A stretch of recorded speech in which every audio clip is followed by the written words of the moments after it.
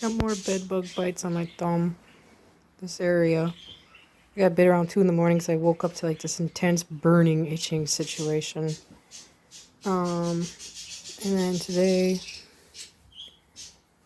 October 19th. Tomorrow, or maybe even later tonight, I'm going to take a picture if I can get the red bumps to show better. You can see I got bit right there. There's 2 bites. One right here and then one right there. And this one right here is an old one. But this one and this one are from last night.